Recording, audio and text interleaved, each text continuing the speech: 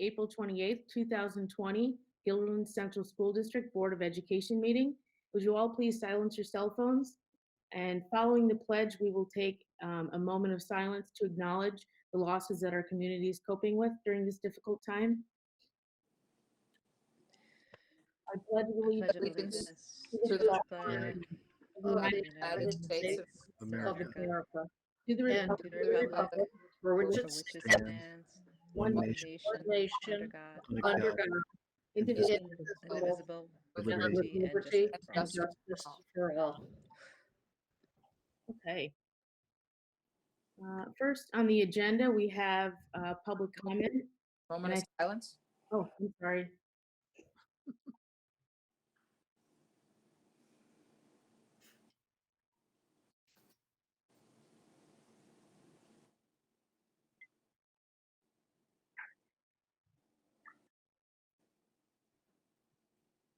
Thank you for that. Sorry about that. First on the agenda, we have public comment, and several people had sent in public comment via email. So there are 4 of them. I will read the brief ones and I'm going to summarize the longer ones if that's okay. The first is from Kelly Charette, Chrette, and she asks, is there ever any thought given to reducing salaries? As a manager healthcare worker through COVID at CCP, the physicians took a 30% reduction and managers took a 15% reduction across the company in order to prevent the company from hemorrhaging money. As people dedicated to the education of children and also being aware that elementary principals are making over 6 figures, maybe salary reductions should be considered. The second one is from Beverly Morse, and she has a question about graduation. She says, I would like to know what's going to happen to our seniors' graduation if schools don't go back until September. Also, caps and gowns and yearbooks for these poor kids. Thank you so much, Beverly Morse. The fourth one is longer. So I'm going to hit the topics that she raises and the gist of her point. She says the writer is Lara Stelmazik, and she says, I did not participate in the thought exchange, but I want to weigh in on a couple things. The first one, she asks about savings that the school district may have accrued due to the buildings being closed for a long period of time. She mentions heat, electricity, trash removal, and other activities that may or may not happen. And will any of these, she calls them passive savings, help us in next year's budget? Her second comment has to do with a comment in the thought exchange regarding modified sports, where someone suggested that they should be eliminated. And she disagrees with this point and believes that modified sports are an important part of the program for our children and hopes that that would not happen. Her third comment is similar around extracurricular or co-curricular clubs. And she notes that those kinds of opportunities make a big difference for her own son and wants to make sure we hang on to those. And then the last point she raises, that she went through our budget, she's very thorough, and noticed that our trash removal costs are nearly $70,000. She wondered if we would look at ways to reduce that cost. She said it is a savings, but also a moral and ethical issue. And she noted that after sitting in the cafeteria at the middle school, she noticed a lot of food items being thrown away. She and her son wondered if the food could be diverted to either the backpack program or to the very least to a compost pile in the school's organic garden, which she says seems to her to be underutilized. And then the last comment is from a parent of a high school student, Karen Lewis. And she's just registering some concern about her ability to get information about her son's program of study from the high school. She struggled with the website. She struggled getting good communication from some of the teachers, and she wanted to express her disappointment, I guess is the word. And those were the four.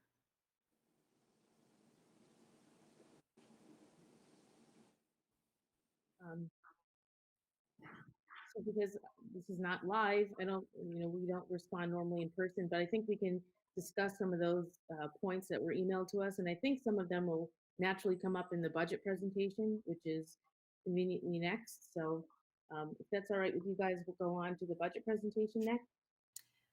Okay, let's see if this all works. As I try again. Did that work? Nope.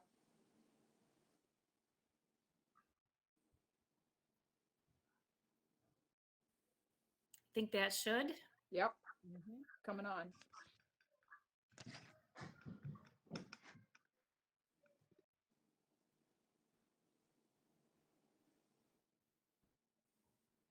Oops, let me go back. So we've had a ton of new information over the recent days and weeks regarding the development of our budget for next year. So we thought it would be a good idea to do an update for you today. And the irony is that even since that conversation, we've had some additional updates. So some of what I'm going to share with you now is different than what you read at 5 o'clock on Friday afternoon because of some, recent developments that have happened at the state level. So in a little bit of time here, I'd like to touch on these topics. I want to talk a little bit about budget timeline. You can see off to the right our familiar graphic organizer, our infographic that explains our usual budget timeline. I put it there in some ways as a bit of nostalgia because most of it is almost irrelevant at this point, except from the very beginning. So I want to talk a little bit about timeline and things that have changed our timeline. I also want to share results from our thought exchange, some questions and comments following the workshop that we had on April 2nd, when we shared some ideas for additional reductions to the budget. And then I want to talk a little bit about next steps in the budget development process, and then obviously give everyone a chance to ask some questions. So I just want to review the budget timeline a little bit. This first slide actually should be familiar. This looks like our normal practice where we begin in October and November with stage one with our district leaders. That's the time at which they reflect back on the decisions we made last year and the impact they're having on our students in the new school year. That proceeded as it typically does. On October 29th, we saw public input on budget priorities, as we do each and every year to see what's on the mind of our community.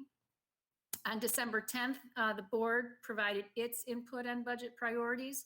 You'll recall we had the board do a thought exchange to talk about topics, but also to reflect on elements of the budget like fund balance, use of fund balance as a revenue source, and whether or not we would contemplate doing something different with the tax cap that we each year have to discuss. Then from November through November and December, we worked through stage two with our leadership team, where buildings and departments drafted budgets. We looked at instructional needs, we looked at facility needs, and began to put together a draft. In early January, we continued with that work after the holiday break. And then on January 21st, 2020, we got the first insight into our state aid allocation when the governor released his executive budget. And you'll remember at that time, our aid was essentially flat. And so we continued working along those lines. And then I just wanted to remind you that way back on January 29th, our school district was one of about 10 or 11 who participated in a advocacy event at East Greenbush trying to highlight the perils of average needs school districts and what seemed to be a real problem around sustainability, because this group of average needs school districts was in its third year or more of getting the minimal amount of aid allowed. And we were concerned about hollowing out our capacity to continue to buy, to purchase and pay for programming. In retrospect, that's looking like a very rosy time to us. Not long after that, we did a close look at our situation regarding our revenue and realized that we had a bigger gap between revenues and expenses than we thought. So we did the unusual thing of going back to our building leaders and our non-instructional leaders and asked them to identify an additional 2% from their individual budgets to find some savings to close a larger than expected revenue gap.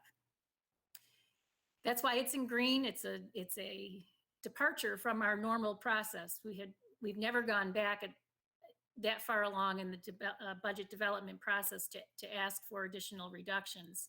And because of that, we ended up postponing the presentation of the first draft of our budget from March 3rd to March 10.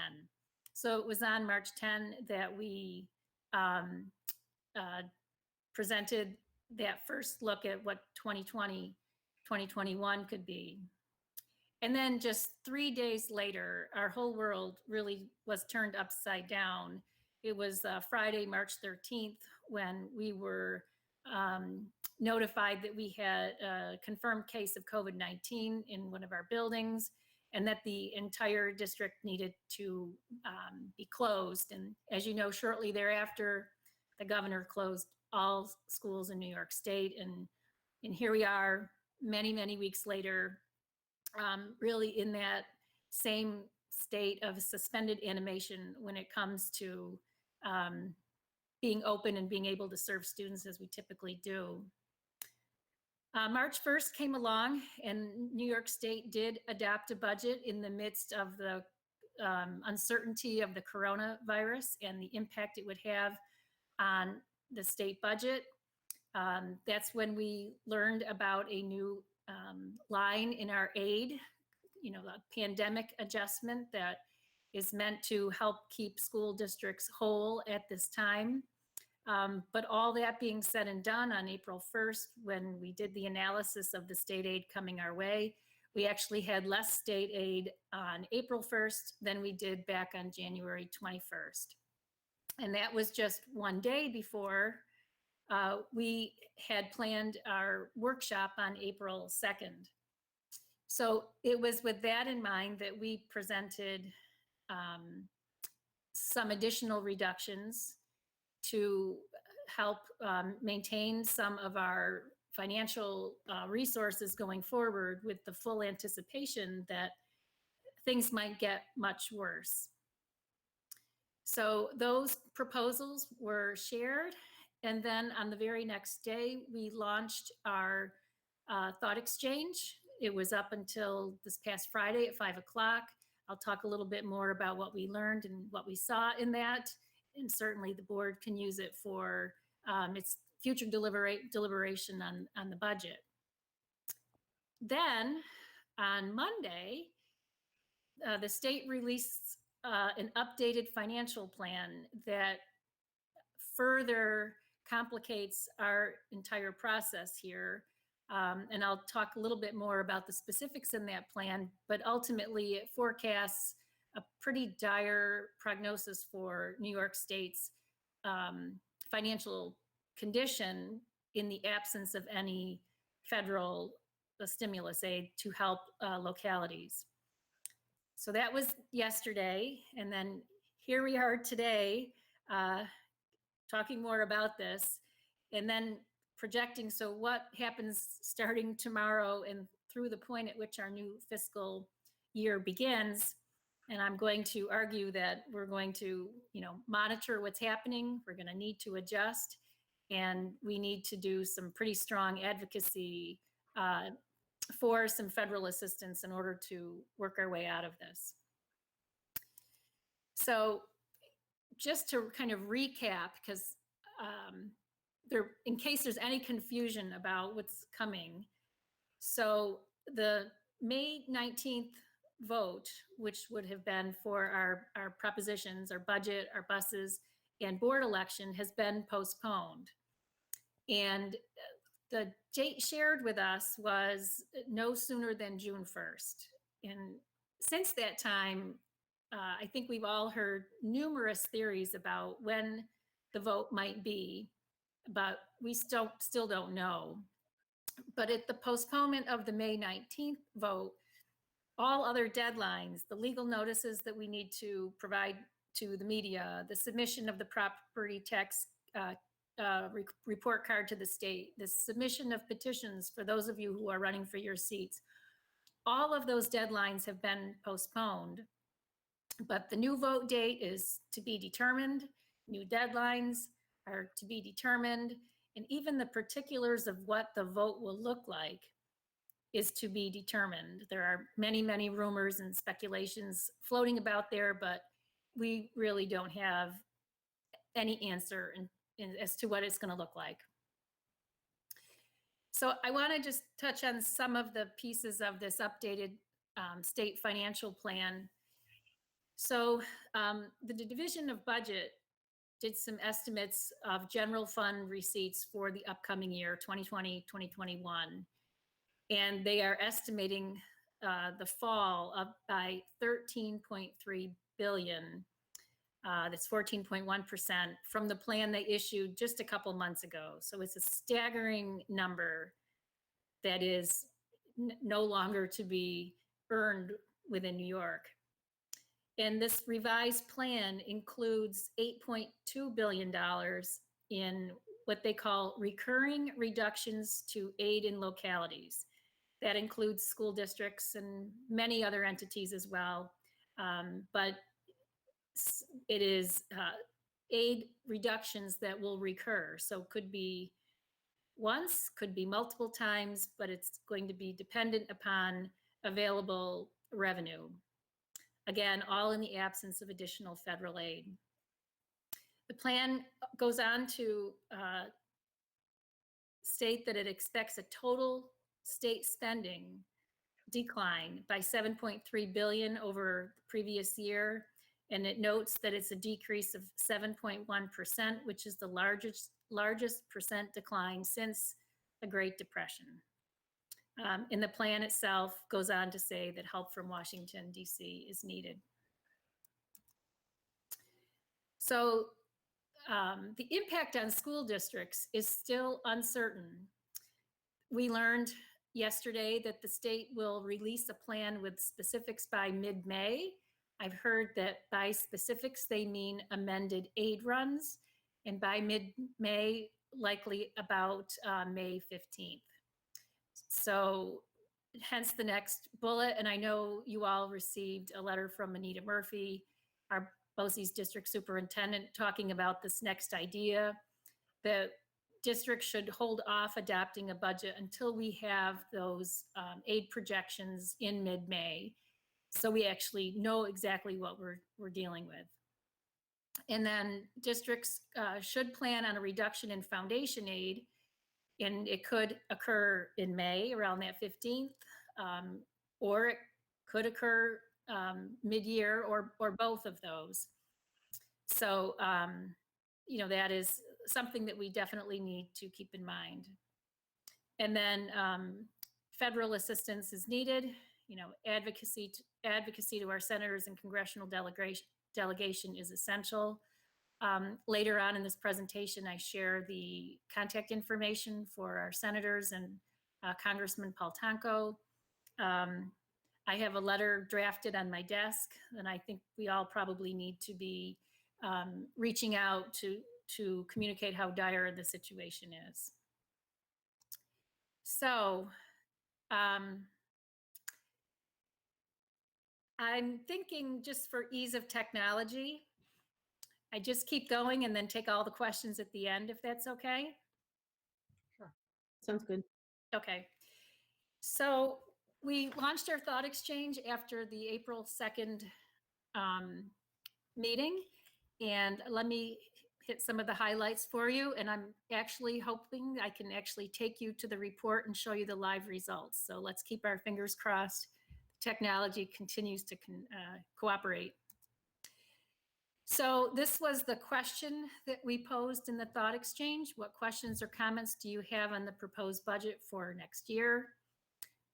We had 771 participants, 356 thoughts, and 25,458 ratings. I think that's very good participation.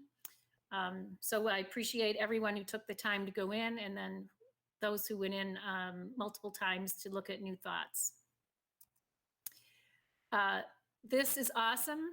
This was the #1 thought of the 350 plus, and received the highest ratings. So when education is valued, the community benefits. It's so important that we continue to support education in our community. Not only does it positively impact property values, it raises us all up. So that was, I mean, there were a lot of things that were hard to read in the thought exchange, but the #1 thought of really, I think, captures how we feel about the work we do and the difference it makes in our community. So one of the elements of the report is it creates these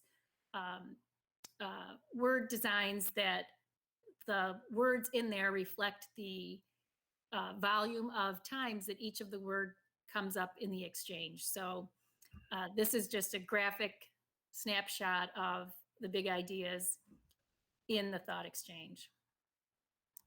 So I'm going to try right now to take you to the actual report of the thought exchange so you can get a feel for what's here. And this will be posted to our website, so you can go back and spend a lot more time looking at it. So you get some of the basic participation rates. I noticed that the 776 participants is 5 more. I think it's because I keep going into this report, honestly. So I haven't figured that out. But here's the report. It's organized in 3 different ways. The first one is the top thoughts. And if you click on that, this gives you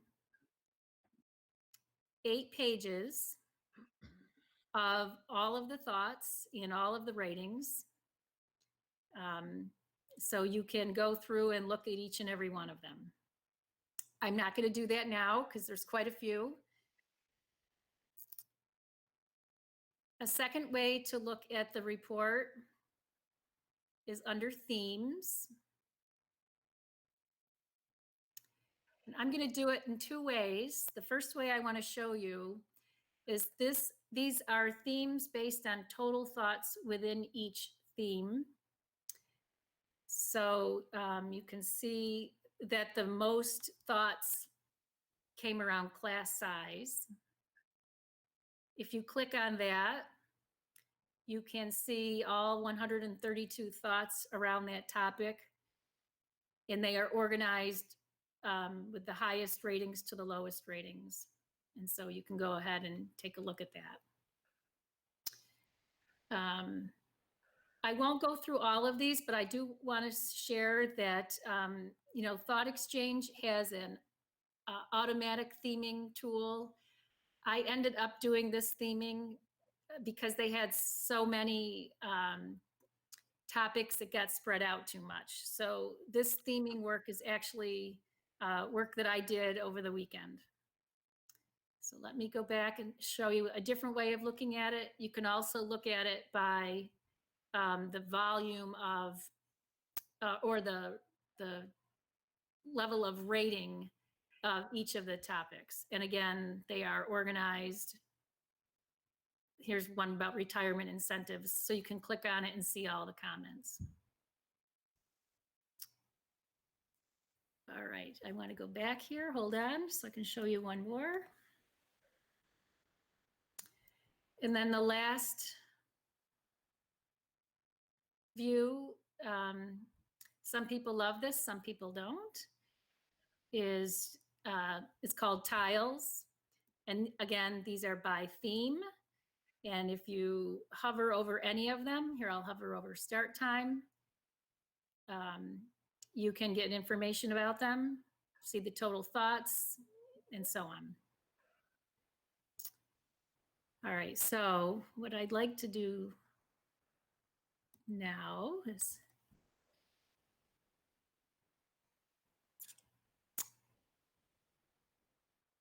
get us back to here. Hallelujah.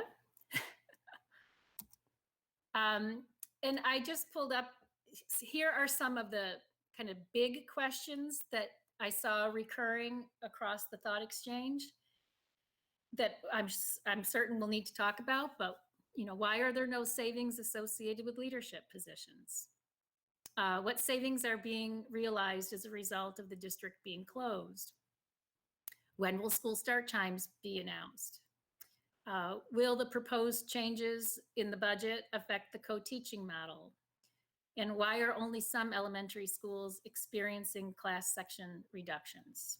So those are some of the big ones that came out. There are others as well, but I wanted to give you the flavor. And so last, I just want to encourage everyone to think about writing a letter to Charles Schumer, Kirsten Gillibrand, Congressman Paul Tonko. I think volume of communication is helpful, so we can hopefully get some kind of relief through, I think it would be the 5th COVID stimulus package to help us out. And I'm going to turn it to questions, and I'm going to try to stop sharing.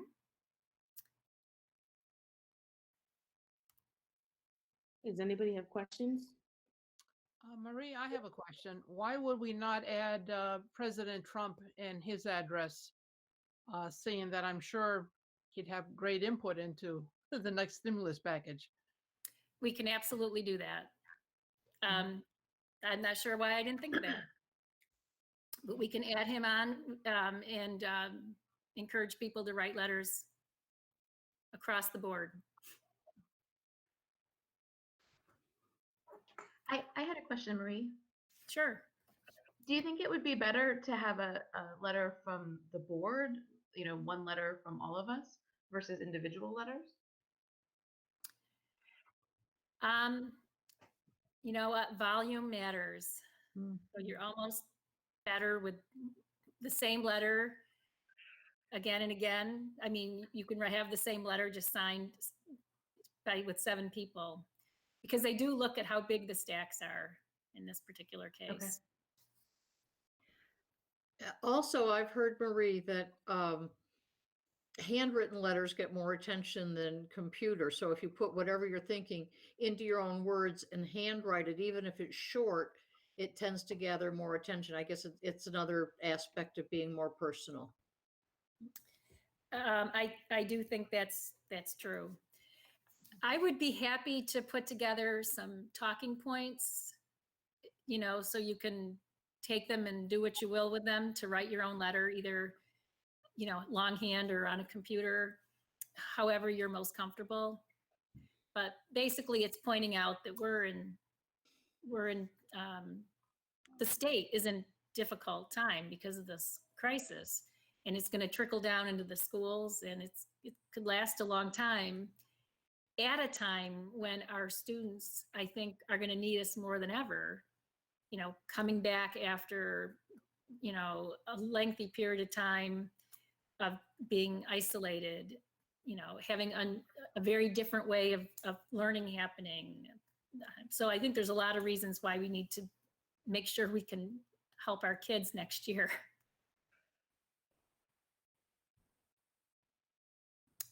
Are there other questions? We had a question about the savings as the schools were closed. I know we briefly talked about that before.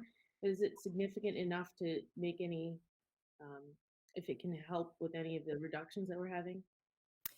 So Neil can jump in here too, but later in the agenda, we have fund balance projections based on 3 periods of time of possible return to school. And it is a significant amount of savings that absolutely can help us going forward. Neil, do you want to jump in? Yeah, we did provide those 3 options. I don't know if we want to discuss them now. I'll just kind of tell you in general terms. We looked at 3 periods. One is from when we closed on March 13, and with the assumption that students are not going to return to school. And then 1 through March, assuming that we go back on May 15th, which is the next ending period of school closures. And then we did as of the end of the year, so if we never come back. So we had those 3 scenarios, and basically the categories where we're saving money is in terms of utilities. We're just not using our buildings as much as we would if we had staff in them. So lighting, heating, and those sorts of things. Bus fuel, we're not using, we're not transporting students. Bus parts, we're not repairing our buses because they're not really moving at this point. And in terms of our personnel costs, it's really overtime and substitute costs. So we don't have any overtime occurring really, and we don't have substitutes covering classes at this point. So there's just some big categories. If you look at the numbers that we provided for a closure through the end of the school year, we project that we would have savings at the end of the school year in terms of what we call fund balance or savings for the year of close to 1.4 million. If we resume school on May 18th, at the end of the next closure period, that would drop a little bit. It would drop down to $911,000. And then if we resumed, assuming the 2-week cycle, again, that the governor has been using, if we resumed not on May 18th, but if we resumed on June 1st, which would be another 2-week period, it would just be a little under $1.1 million. So obviously we do have some savings that are being accrued during this period of closure, and we don't have normal activities occurring. And what that will do is have savings for this school year, which go into what we call fund balance. Those are the savings that we can carry over from year to year that will help us in following years. That's money that we can set aside as additional revenue that could offset expenses. And then we'll get new, you said in mid-May, we'd get new aid runs from the state. The state, yes, in mid-May, the state budget director has indicated once they have a chance to look at the end of the first, what they call look-back period, which is through April 30th, they will need some time to analyze that data.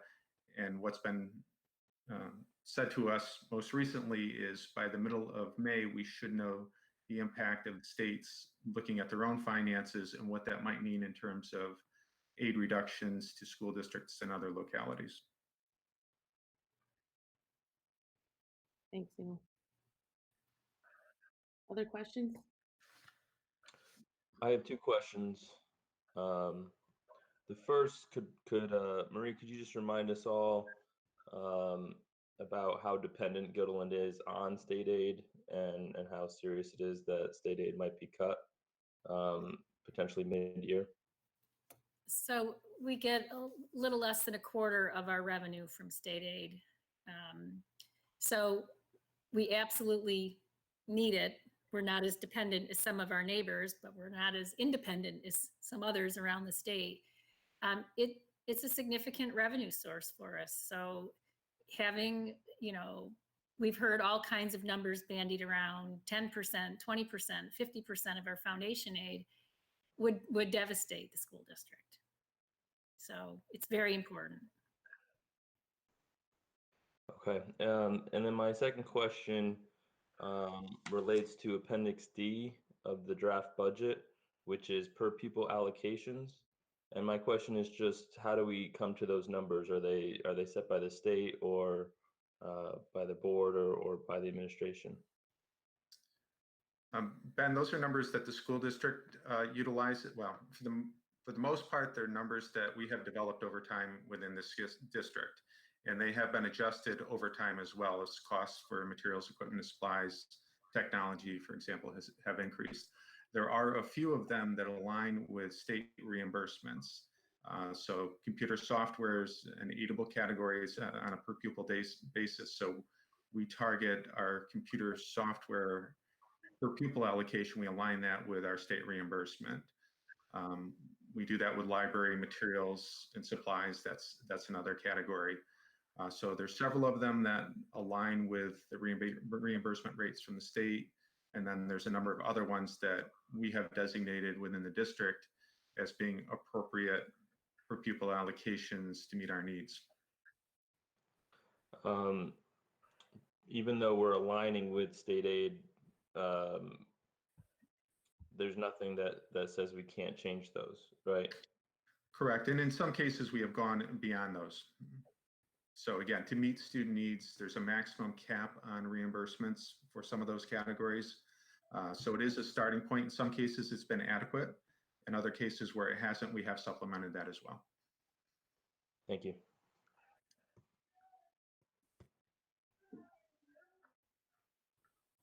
Other questions? Okay, we'll move on to the next agenda item. These are the consent agenda, the minutes of the April 7th, 2020 and the April 22nd, 2020 minutes, CPSC, CSC recommendations, personnel from April 28th, 2020, and the financials. Can I have a motion to approve the consent agenda? Barbara? Second? Judy? Any questions? All in favor? Aye. Passes 7-0. Next on the agenda, we have information items. First is curriculum and instruction, Dr. Singleton. Thank you very much. I do have a few items for you tonight. The first is some updates and exciting news from the Oh, Please. we had 2 students who had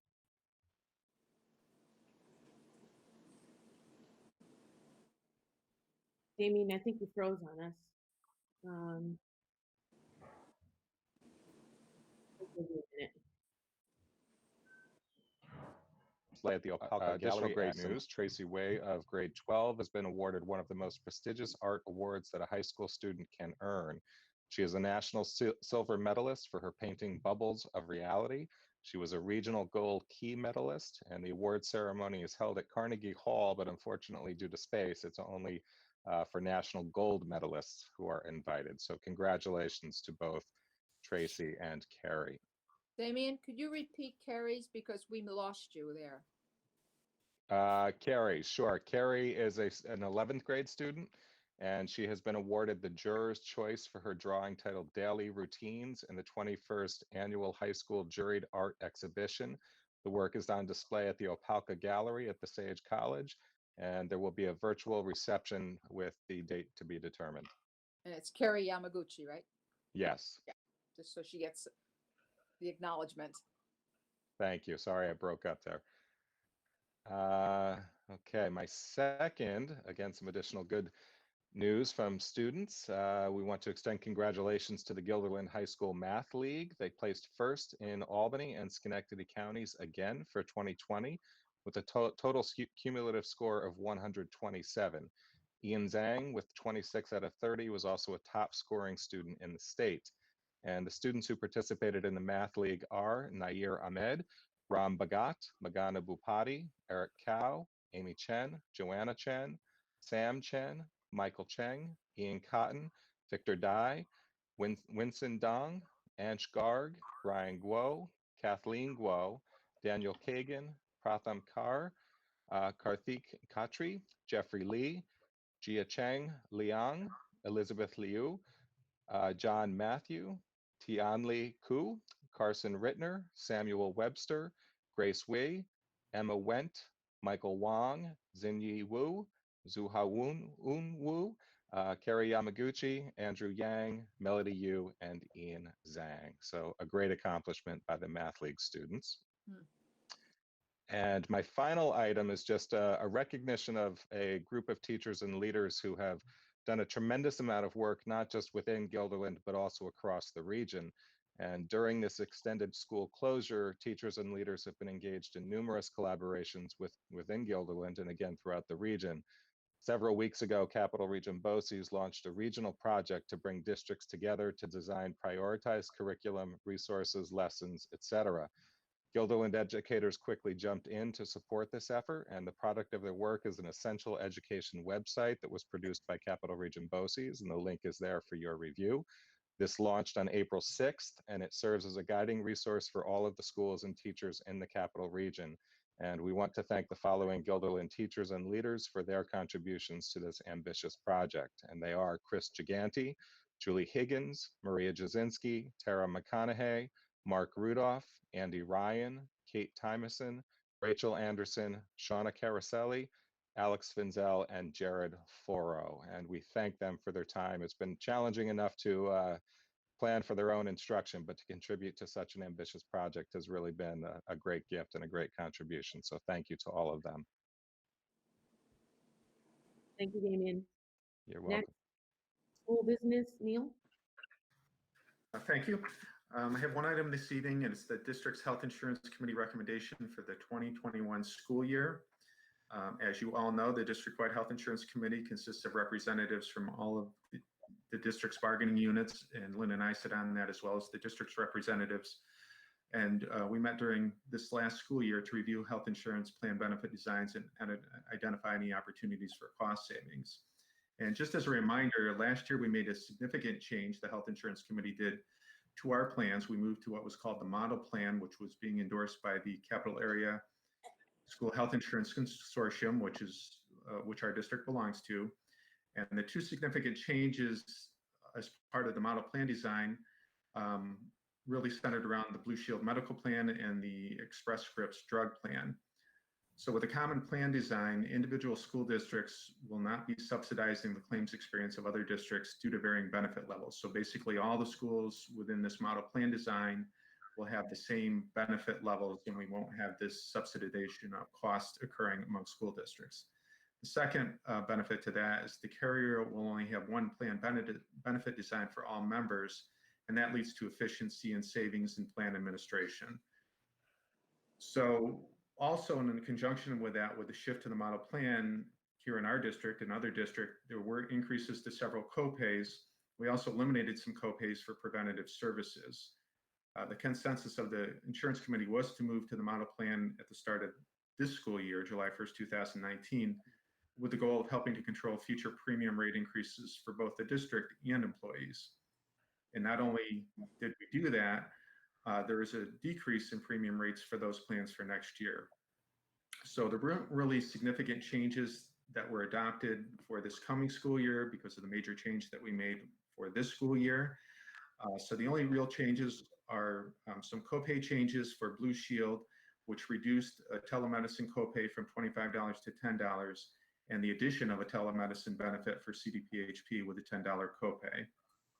And just to run down the rate changes, so our Blue Shield PPO Blue Shield PPO plan, the rate renewal decrease of 2%.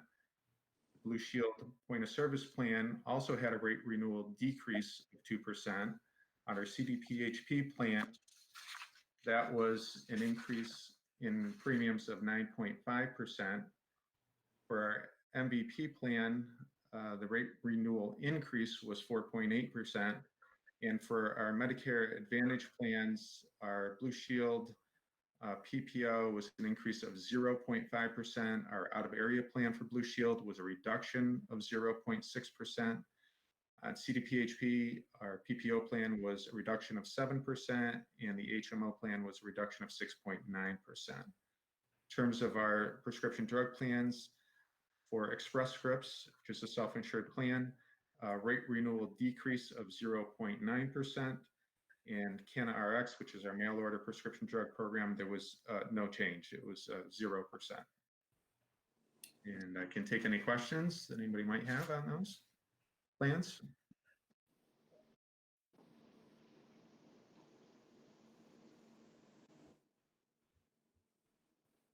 questions?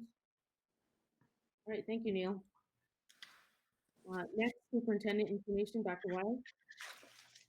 Thank you, Seema. My first topic is about the Board of Education Awards. This is one of many topics that we're wrestling with this time of the year as we're preparing for end of the year celebrations and award ceremonies. And the middle and high school are seeking some guidance from the Board of Education about what to do with the Board of Ed Awards this year. Obviously, we're not in session now. And even if we were to return, we're not quite sure we would have the go-ahead to bring together hundreds of people in order to recognize the students who would qualify for a Board of Education award. The other complication is that we don't have GPAs as we normally would because of our unusual circumstances. So we talked about this a little bit in the communications committee last week and wanted to bring it to the full board to see what we might think about doing for the current year and then maybe going forward. Just to put it out there, there is some thought that for this year we would just hold off on giving them because we can't determine the criteria that they're based on. We can't bring people together to hand them out, and the expense of mailing all of that would really be quite prohibitive. So I'll leave it out to the board members to comment. Maybe someone from the committee will chime in, but the middle and high school do need to get some direction on where to go with these for this year. I'll just jump in and say that the recommendation of the communications committee after discussing this issue was to suspend the awards for this year, as Marie mentioned, and to form a new committee, an ad hoc committee to determine new criteria for the Board of Ed awards. Right now, they're still determined. Most of them are determined entirely by GPA. And there's a category for significant improvement, which is also measured by GPA. So, we might want to explore other options while we're suspended. Yeah, I think there was a feeling that the use of the GPA as the only criteria was rather narrow. And we have an opportunity now to recognize a broader understanding of what achievement is, that it's not just measured by a number, GPA number. So I think the people on the communications committee felt this was a great opportunity for us as a board to redefine the criteria for this award and a much broader encompassing standards. The current criteria, that's a policy, right, that we have, right, Barb? Yes. So this could go to policy first then as a initial kind of review, and then you could bring something to the larger board? Mhm. Now, were you're thinking of just expanding the category, so you still have a category for most improved? Well, we were thinking that an ad hoc committee would really be the basis of forming a discussion about this. Really pull some people together that want to deal with this topic and talk about it and think about it, and come to the full board, and then of course to policy to finalize. Including people from the middle school and high school. Right. Right. You Including would do staff. that. You would do that before policy committee meets and discusses it then. I think that might be a better. Yeah. Yeah, that sounds like a better route. Mhm. Because the policy committee could put the final touches on it, the language, but I think getting our thoughts down, using this with the staff and maybe some parents from the different levels, pulling that all together, the wording, and then getting the board on board, then we could turn it over to policy to put the final touches on things. Very good. Is everyone comfortable with suspending them for this year? I think that's our only. I think my only reservation is, there was the public comment at the start of this, Marie, about how students are really losing out on the award, the milestone aspects of spring, Yes. prom, graduation. This award would be one of them. And so this would be another thing that they would be losing out on. We could email recognition, that would save cost. I'm just throwing it out there that it's another thing that the students would be losing. But we don't have the criteria. We can't match the criteria that the award's based on. It would be, only, you know, there's been a number of months out of the, I mean, it wouldn't be currently what's, you know, being done at school. So I don't know where you would pick the date to cut off and count that towards the criteria that we're not really sure of. But I get what you're saying, Rebecca, like, they're losing out on some of the other things. Right. We are working really hard to recreate really almost everything else. So the high school right now is working on the junior senior awards, which is a big event. Regan Johnson is working on the senior athletic awards, because that's also another very big and important event. And then, of course, we're looking at graduation. The middle school is going to do a virtual Junior National Honor Society induction. We've already passed the date for that, but Mr. Laster and I were speaking about it, I don't know if it was yesterday or last week, about recreating it online and having everyone come and do their speeches. And so there's a lot of work to make sure that we're not losing everything. I think what was challenging for us for these particular awards was, how do we calculate this? How do we calculate who gets them and who doesn't? And some will argue that we'll just use the scores that you have up until the time that we left. And for those who were counting on the end of the semester to get their grades up, not that I know anybody like that, they missed that opportunity. And so that was the struggle. So how do we, I guess, draw the line of the number we're going to use? And that's hard.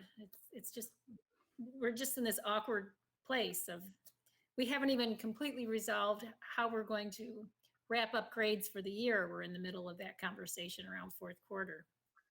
And So anyway, one of the principals sent out something too for fifth grade parents, because we don't have the moving up day ceremony. So I feel like there's a lot that's being worked on.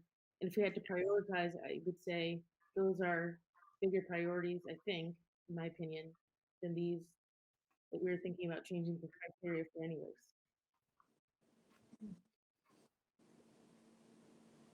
Yeah, if I could just weigh in again, there's a lot of awards based on GPA.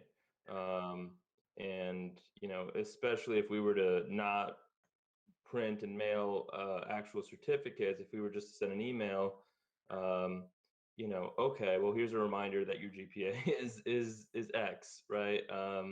There's no monetary award attached to the Board of Ed awards. There's no it's a local award. So when students put it on their applications, it really doesn't hold as much weight. And, as opposed to like National Honor Society or something like that. So, I think of all the awards to suspend for the year, given the circumstances, the Board of Ed awards may be the most appropriate.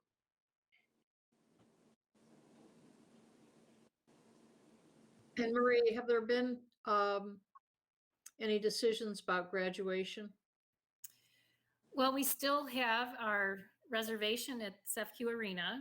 We have not pulled the plug on that, but we're trying to be good planners and have option B, C, D, and beyond if we need to. So a lot of parents, like the one who wrote earlier, so worried about students. And I think we're all committed to having commencement. Exactly what it looks like is still a little bit murky. And part of it will come down to our status as opened or closed, and any parameters that we have to follow around social distancing. But Mike Piscatelli and I have talked about this a dozen times, and he could not be more adamant in his feeling that we will have commencement, and I'm right there with him. It's just too important not to acknowledge that, that's a tremendous milestone. For some, it's the biggest one of their whole lives because they don't go to their college commencement ceremonies because they've moved on with life. But high school, everyone seems to really remember. And I think we owe it to our seniors who have lost a lot to make it special. We just have to figure out what that is. But we're committed to it for sure. That's good, because especially in this year when there are so many disappointments, you hate to add another one to Yeah. it. Marie, are students involved? Are the seniors involved in any of the discussion or planning? They are. Their advisors are involved. The students are involved. They're Great. getting input because it shouldn't be, what do Right. a bunch of grown-ups think is awesome. It Right, should, thank you. what Yeah, do the got it. graduates? Yes. Yeah. I'm glad to hear that.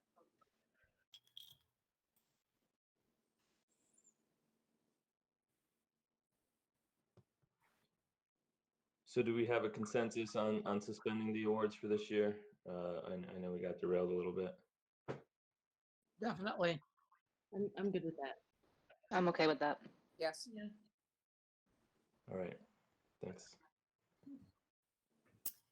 Okay, my next item is a good news thing. We'd like to recognize National School Nurse Day, which is May 6th, 2020. And this has been an event since 1972 when National School Nurse Day was set aside on a Wednesday in May to recognize our school nurses. National School Nurse Day was established to foster a better understanding of the role of school nurses in the educational setting.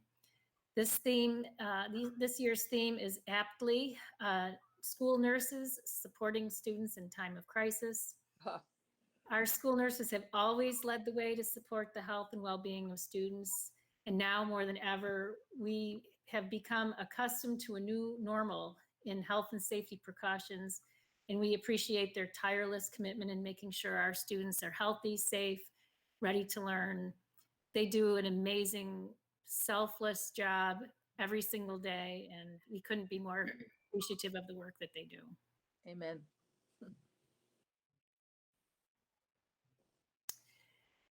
Next, the school district has been asked to write a letter of support for the intergenerational community called Beacon Meadows, which will be the first of its kind in New York State. The proposed project was applied for way back in 2018, wasn't funded because of the competitiveness of the funding field at the time. However, the project is being informed, are doing another opportunity, and they're seeking a letter of support by May 13th. So the community and the materials that I shared with you focuses on the needs of three populations. One is seniors, one is families who are supporting foster children, and the other is individuals with disabilities. And the idea is that the community draws on the strengths of one another to create kind of a unique living environment community. So they are looking for that letter of support. I personally am thinking it's a wonderful idea, but I am writing on behalf of the school district if I do write. So I wanted to make sure that the Board of Education was also comfortable with sending such a letter. Yeah. Is this a common thing that, I mean, for lack of a better, I mean, I read through the materials, I know what it is. I think it's commendable, awesome thing to bring this intergenerational thing together. Is it common for a developer, I guess you can say, to ask a school board to give a endorsement of more developments in a town? Just because I know there's lots of controversy. I've read through some of our emails from a constituent a while ago that was concerned about the Carmen Road apartment complex. I'm like, didn't somebody, and she had a lot of really good points in that. And this is kind of a similar I know it's not exactly, it's a really awesome thing. I get it. But isn't it a controversy right now and lots of developments moving into Guilderland department particularly? Is that a common thing for people to look for the endorsement of the Board of Ed? for something like that? Well, this is an unusual kind of development.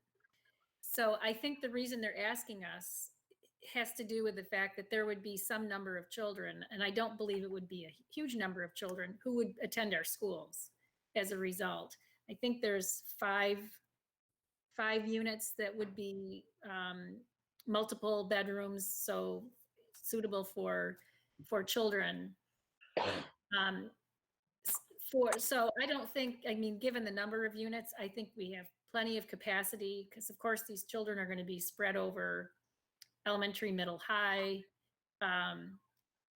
This could potentially be in our flex zone, so we would have 2 elementary buildings to make judgments for.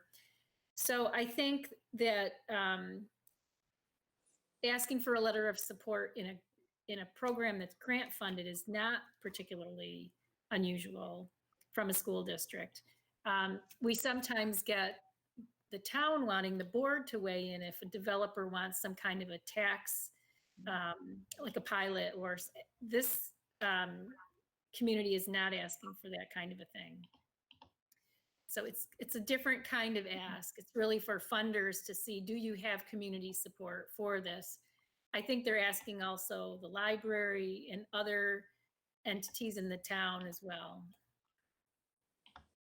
Neil, had you- It was seniors, foster families, and also special needs? Was it special needs children or was it more Adults. adult-centered? Adults. Okay. Neil, had you said something about if we vote then they would be, we would be under more of an obligation to do a pilot with them, or was that something else?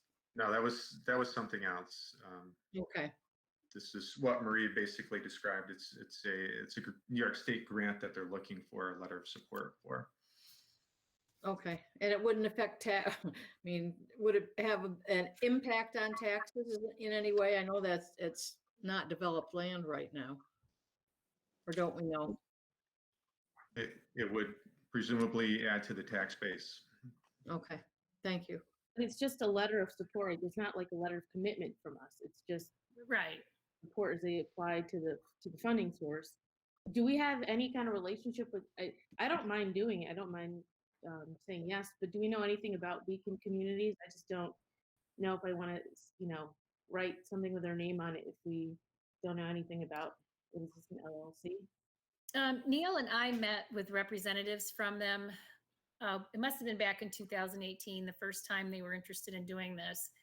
And following that, I did some research on them. They're based out of, and now I've forgotten if it's Massachusetts or Vermont, where they've done a number of these communities and they're trying to branch out. So I think they were certainly reputable and altruistic in their interests. I mean, I would be in support of it. I would just ask for the final project narrative because the one that we have here is a draft. Looks like from March 2020. So whenever they finish and they are going to submit their proposal, that we will have the final copy. We can absolutely do that.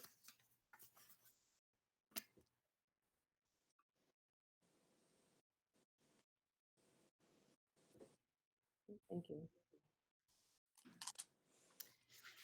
And the last thing I wanted to say really is a giant thank you in recognition of our faculty, staff, and administrative team who have, in the last weeks, transformed schooling as we know it.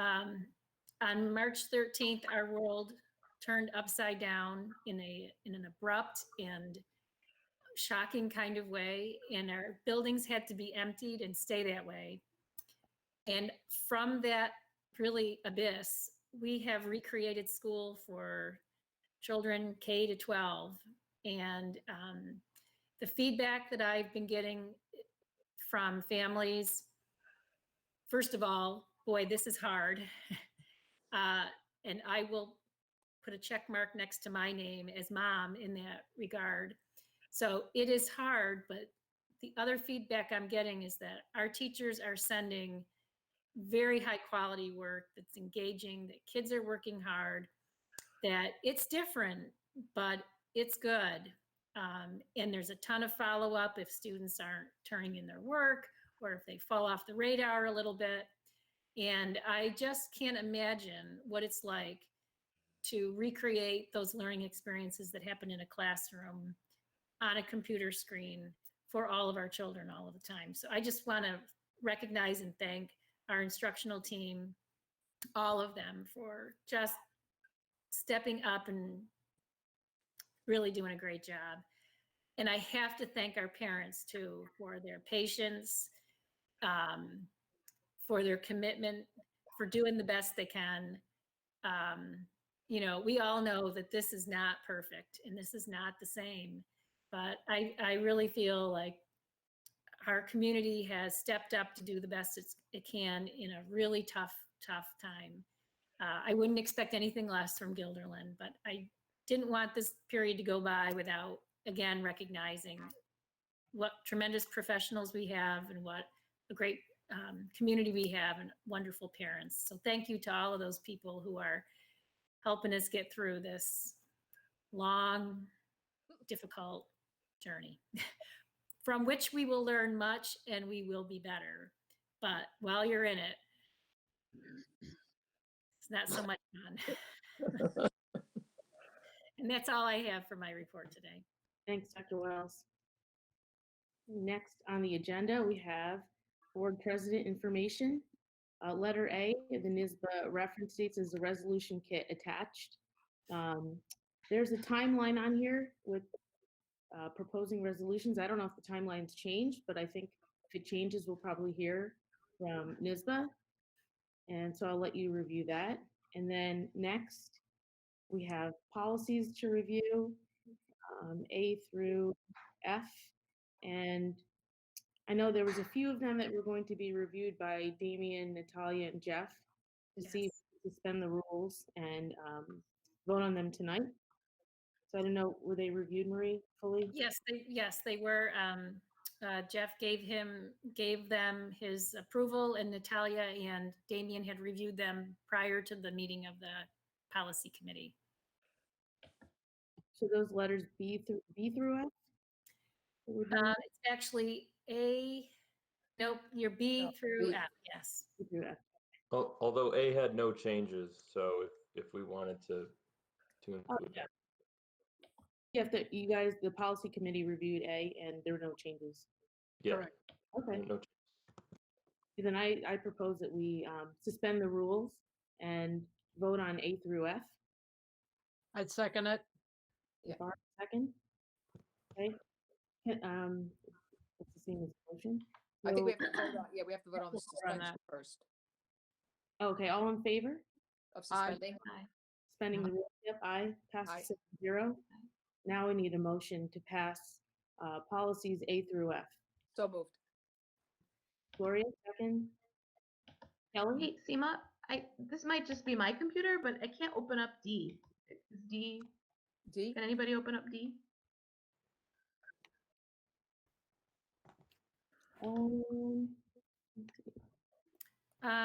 This document appears to be corrupted and cannot be loaded. That's what I got. I You got have- it. yep. Mine opened. Oh, really? Yeah.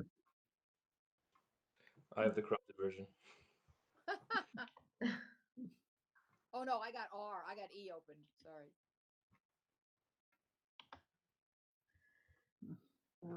Okay. Yeah, I got can't open it corrupted one either, too. Rebecca. Yeah, I got Yeah, corrupted one too. no, I will just say that these policies, even if you can't see them, were adopted mostly from NYSBA sample policies. Were reviewed by the policy committee, by administrators, and by our legal team. I was gonna say they're time sensitive and Damien, Natalia, and Jeff also reviewed them. I'm in, favor of going ahead with what do we need, a second motion? Kelly made a second motion. I'll second it. Barbara? Any other questions? Keep that, Rebecca. Okay. All in favor? Aye. Aye. Passes 7-0. Okay, so next we have action items. First, school business management. Neil? Oh, Neil, you're muted. There we go. Sorry about that. First item this evening is a refunding bond resolution, and this does require a roll call vote.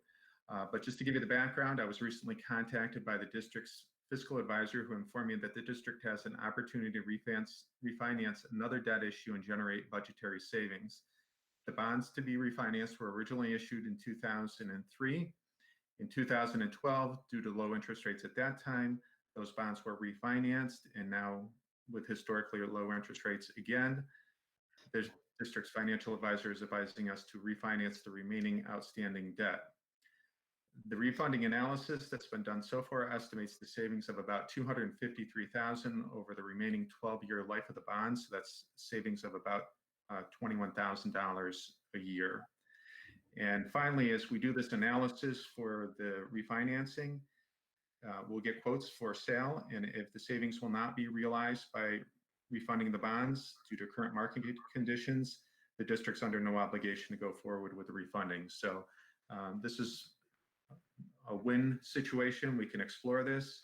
If it doesn't work to our financial advantage, we don't have to go forward. But if it does work out as projected, it does have some savings of about $21,000 a year for the next 12 years on average. Whether we need it or not. We'll need the savings. Okay, so can I have a motion to pass the serial bond refunding resolution? So move. Judy, second. Rebecca? Yep. Any questions? It's a roll call vote. Yep. So, You ready? yep. Dr. Butterfield, Aye. Mrs. Frederico, Yes. Mr. Goes, Yes. Mrs. Person? Yes. Dr. Rivera? Yes. Mrs. Slack Yes. and Mrs. Tolhill? Yes. Thank you. Next item this evening is a retirement contribution reserve subfund resolution. And up until last year, school districts did not have a legal mechanism to create a reserve fund to offset mandatory New York State teacher retirement system contribution costs. We did have a mechanism to have a reserve for employee retirement system pension contributions known as ERS, but there wasn't one available for contributions to the teachers retirement system. They changed the law, and now we have an opportunity to do that. So we have a resolution for you to approve that would allow us to create what would be called a sub-fund within the Retirement Contribution Reserve Fund. Can I have a motion to approve the resolution? So moved. In second? Rebecca? Any questions? Neil, did this come about because you said of the law, because of the law, and nothing to do with COVID, or is it related to that? No, it really wasn't. It was actually put into place last year. This has been under discussion for a long time because we've only been allowed to reserve money for one of the two retirement systems. And in school districts, the predominant retirement system is the teacher's retirement system. It's all of our teaching and instructional staff. We have less of our classified non-instructional staff in a school district. In the state of New York, the employees' retirement system is the main retirement pension system. So there's been advocacy going on for quite some time. And finally, that advocacy worked and the mechanism is a little unique. Rather than create a whole new reserve fund, the way they chose to do it was to create a sub-fund within the existing retirement reserve. Thank you. Any other questions? Okay, all in favor? Aye. Aye. Passes 7-0. Next item is an appropriation to that reserve fund. So now that we have it established, we can actually fund it. The proposal here is to take money that's already been contributed to the retirement contribution reserve and move that, transfer it to the sub-fund. The recommendation is to transfer $851,734 from the current reserve to the TRS sub-fund reserve. That's the maximum amount that we can transfer in 1 year based on total compensation for those members that are in the teachers' retirement system. I have a motion to approve the appropriation of reserve funds. So moved. Judy? Second, Rebecca? I have a question, Seema. Yep, go ahead. Neil, what does that leave in the ERS? ERS currently has over $3 million, so that Okay. would, Okay. it's well-funded. Okay. So this will not disparage. I had amount no that's in idea. here. Okay. Neil, most of this money's invested right now, right? Correct. So we have not been drawing on these reserves, but at least it will give us the flexibility because we will, well, with the current pandemic and the economic situation that's occurring, the assumption will be that pension costs are going to go up. Investment earnings are down, which helps to fund the pension cost plan. They go down, would cause our contribution rate to rise, all school districts' contributions rate to rise. This would create a pot of money that we could draw from to help offset that cost increase. And the plan would be to fund it again next year. So continue to draw down ERS a little bit more, put more in the TRS reserve, as that will be a bigger hit to the school district going forward in terms of pension costs. Gives us more flexibility. But even though we're moving this money, we're gonna leave it invested for the time being. Oh, yes. Yep. Thanks. Other questions? Yeah, all in favor? Aye. Passes 7-0. Next item is a workers' compensation third-party administrator services, and there's a recommendation to award that to Benetech. They have been the provider for several years, and they were the lowest cost proposer, as indicated in the materials you received this evening. Okay, can I have a motion to approve the services? So moved. So moved. Gloria? Second, Rebecca? Any questions?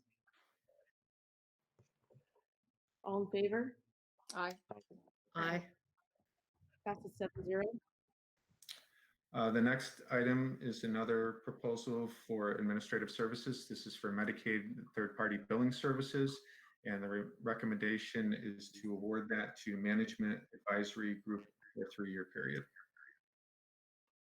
Okay, can I have a motion to approve the management of these also services? So moved. Second. Second, Gloria? Any questions? All in favor? Aye. Aye. Aye. Passes 7-0. We have one more. This is for the unemployment third-party administrator services, and the recommendation is to appoint the group management services for a 3-year contract term. Can I have a motion to approve the agreements? So moved. Judy, second, Rebecca? Second. Any questions? All in favor? Aye. Aye. Passes 7-0. Next item is the recommendation to approve the federal IDEA flow-through funds agreement. And have to find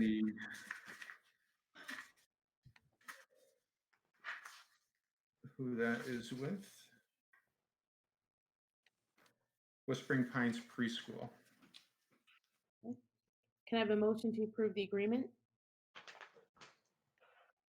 So Gloria? moved. Second, Judy? Any questions? All in favor? Aye. Aye. Passes 7-0. Next is the general funds budget transfer. It's a recommendation to transfer $21,495 between the technology budget codes and central data processing for licensing for system access security. Can I have a motion to approve the fund transfer? So moved. Barb? Second? Gloria? Are there questions? All in favor? Aye. Aye. Aye. Passes 7-0. And finally, this evening, I'm pleased to announce the donation. It's a monetary donation from CS Arch, who is the district's architectural and engineering firm. The monetary donation is to assist in enhancing the remote learning experience for our students during the current school closure. Can I have a motion to approve the donation? Judy? Second, Rebecca? Any questions? And thank you, CSR. Yeah, very nice. Very nice. Thank you. Any questions? All right, all in favor?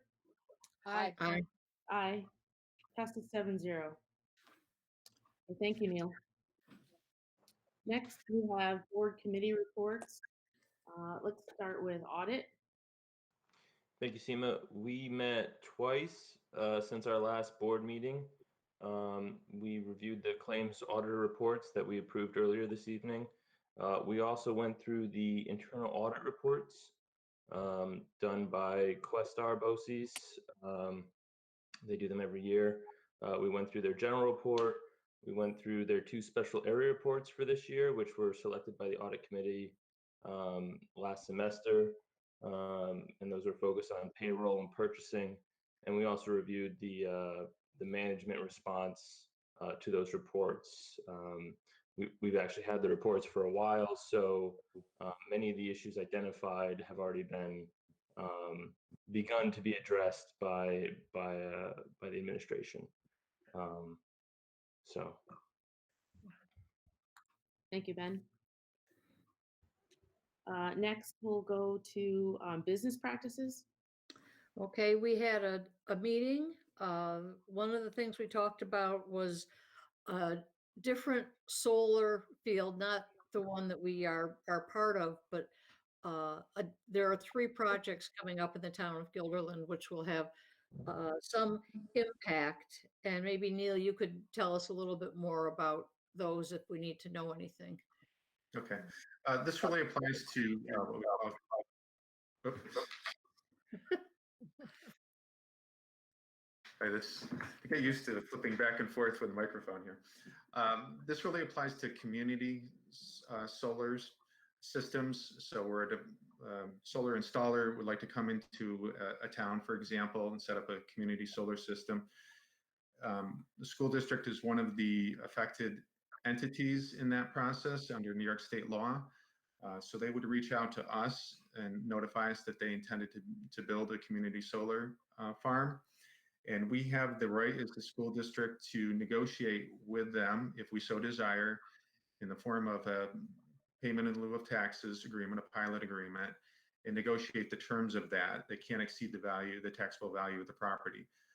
But we have engaged our attorney, Chris Honeywell, to do that. He's reached out to the company, indicated to them that he would be acting upon our behalf in terms of negotiating a pilot agreement that would be feasible to the school district. So Chris Honeywell basically walked the committee through that process, where how the process works. He's done several of these, several in Albany County. This is the first one we've experienced, so he will be working on the board's behalf to negotiate an agreement with them that will bring some revenue into the school district as a result of that community solar system. Right, and one of the things, Neil, too, was that we had to make sure that we were part of this early on, because if we didn't, is that right? If we didn't get into it.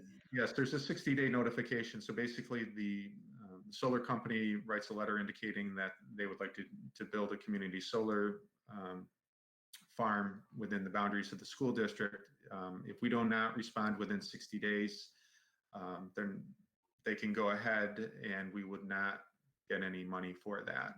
So we responded within 60 days indicating that we would be interested in exploring a pilot agreement with them. So we are preserved in our right to be able to do that. Right.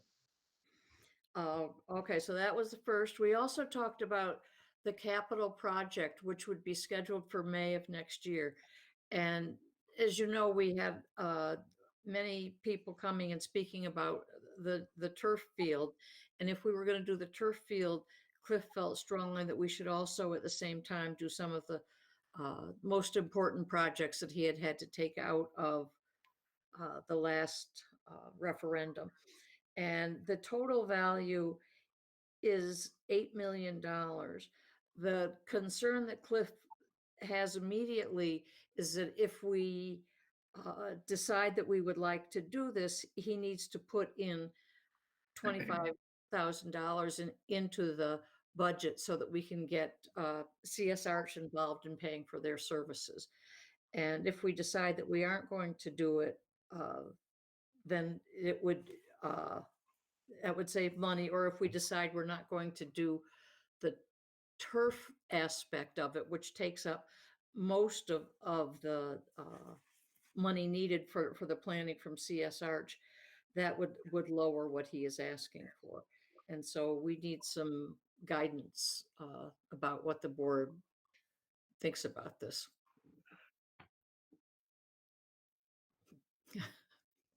So Judy and I spoke about this at the committee meeting, and my reservation was we're heading into this vast abyss of unknown financial circumstances, and I just don't think this is the year to invest in us.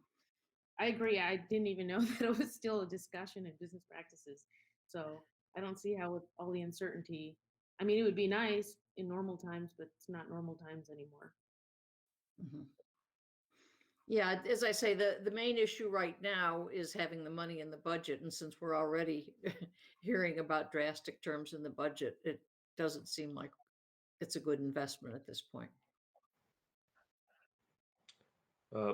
My view is that $25,000 is not a significant amount of money in a $103 million budget. The plans that CSR are going to draw up don't go bad. So if we don't have a capital project next May, but we decide to postpone it, we can still use those plans. I really think that that kids after being stuck inside for 2 months, we have to build these kids' playgrounds at some point. So, I would actually be in favor of moving forward in that direction. One of the aspects of that too, though, Ben, is that this will not be happening in the immediate future because the vote would be in 2021, and it's not like I understand what you're saying, but it's not like this would be anything immediate that people would see. It would still be 3 years away from now before this all comes into. But the money for the project, at least the design of the project, I think, is what you're saying we should continue with. Right. And because that's the first step, and like I said, that doesn't go bad. And I would rather have playgrounds in 3 years than in 5 or 6 years. The budgets may not get better, right? So at some point the work has to get done. Kelly, were you going to say something? Yeah, Did you say yeah, I Kelly? was. Can you hear me? Yes. Mhm. Yeah. Okay. Sorry. I was saying something I can't quite remember at the moment, but I didn't know that we were moving forward with a turf field, and I thought we were gonna reassess the priorities from the last capital project before we went ahead with anything with a turf field. And I agree with Ben. I think what came out of a lot of the discussions recently, and I think the last thought exchange was people were interested in playgrounds more than I think that's what our board came up with, maybe the 7 or 9 of us at the time. So yeah, it kind of concerned me. I kind of set back a little bit that we were talking about putting money into the budget to do turf fields when I didn't know that we had already agreed to even consider it yet. That's all I had. What I think they're saying is that if we don't go forward while we're talking about this next potential capital project, um, and have some seed money in there, I mean, it's never going to get done. We really do need a turf field. Our other fields certainly are not in good shape at all.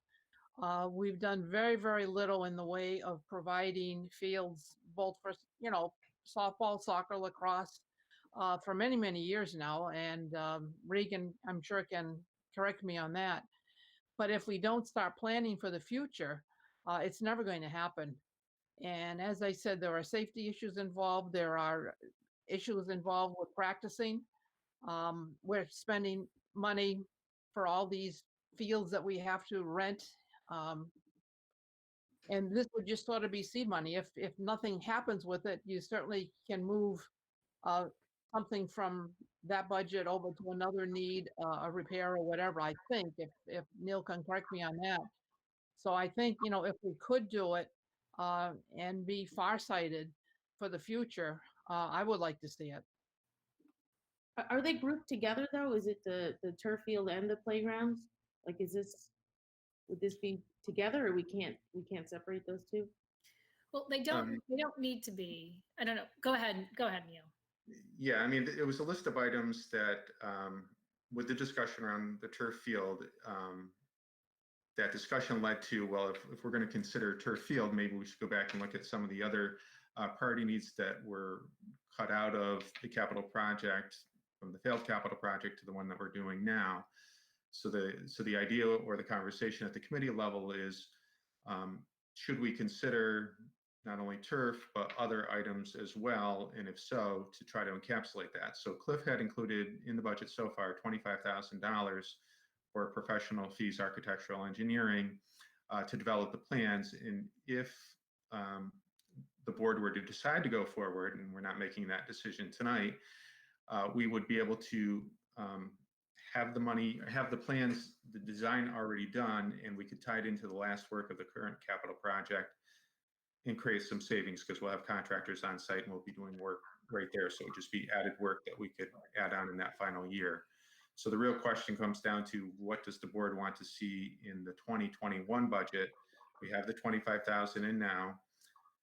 Conversation at the committee level was, do we take that out? If we were to slice and dice that a little bit, we'd have to go back and look at what those fees might be. So if we were to slice out playgrounds, that's going to be a different number than what we're talking about right now with about $8 million of potential projects. So we don't need to vote tonight on this? The No, 25,000 is in there? I'll give you probably some direction about what do you want to see in the draft of the budget. So right now, do we leave the $25,000 in, or do we take it out? So, the next look at the budget, what would you like to see included or not included? We could have plans for the playground, even if it's not, going to be done next year. I know at some point we'll want whatever time we can do that. I think it would be good to have the plans.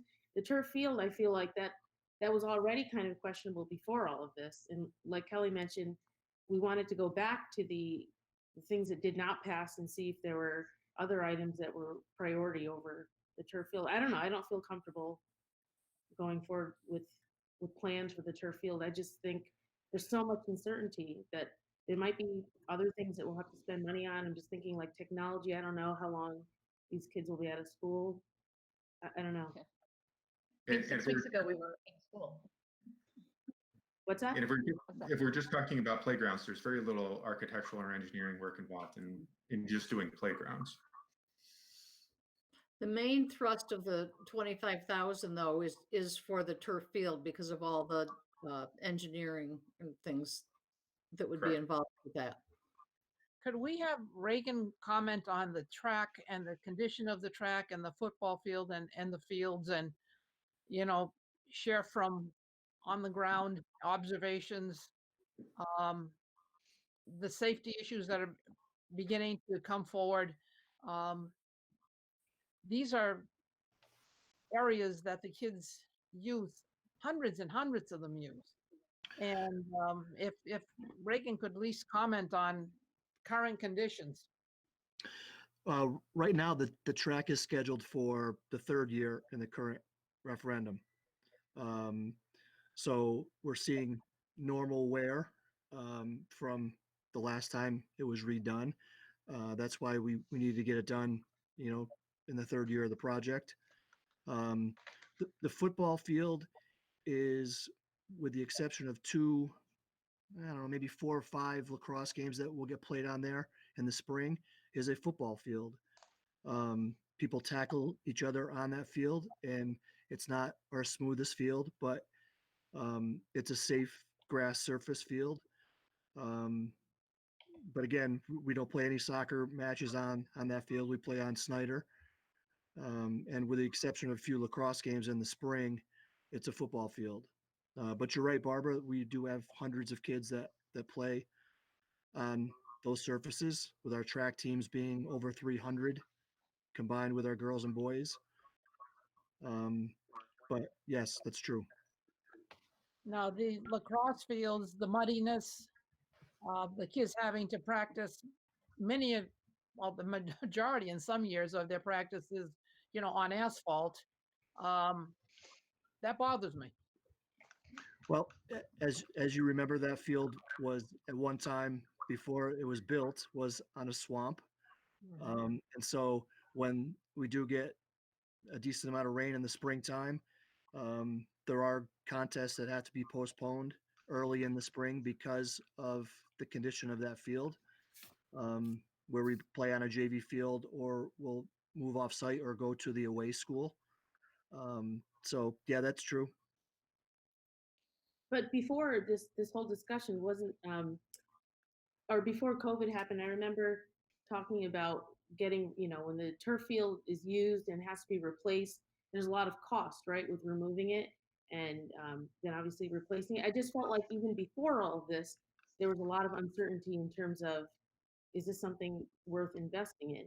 So with all of those questions beforehand, and now it being, I mean, this is like crazy uncertain. I don't know why we would consider putting any money or plans toward a turf field when we're looking at like really basic things that are not being met with the school.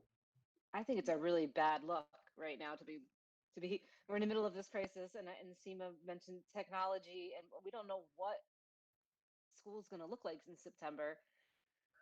And I don't want to keep harping on if you compare like two things, like now where's the briefing on the safety and accessibility of the playgrounds? We're or there's hundreds of kids that go on that every single day also. So let's compare. If we're going to get a briefing on how horrible the turf fields are, let's talk about how horrible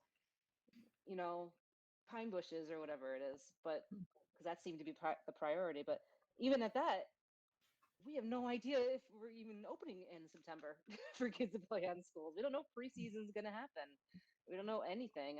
I think it would be the bad luck to go after turf field right now. Honestly, I feel like it's really insensitive to even be having discussion about turf field, considering knowing what we're going into, knowing that the next few years of budget will be like probably really terrible. I mean, none of us really know. I don't know why we would even consider that now.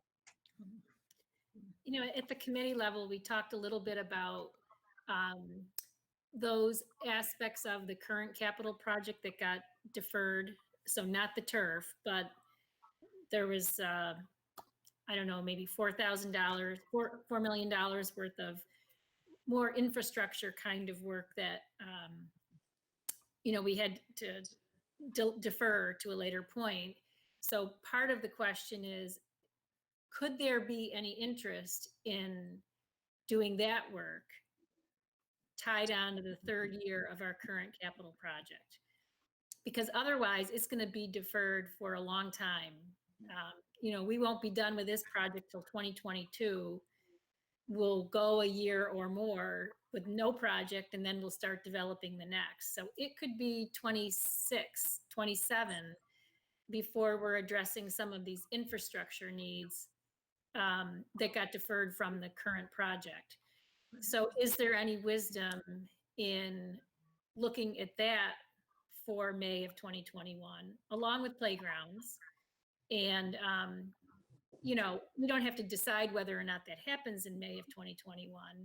But if we could, we'd be ready for it. That's the other side of the conversation that would take turf kind of off the table for right now, but look at other facility needs that we have. I think that's where I'm at. My head is at that point. That we need to look at what we've postponed because they were on that list as needing to be done and we weren't able to get that done. That's where we should be starting. And those playgrounds were high on that list. And also the infrastructure pieces that we delayed. So that's where my head is at, and that's where I think we should be putting our time and energy right now, and our thinking.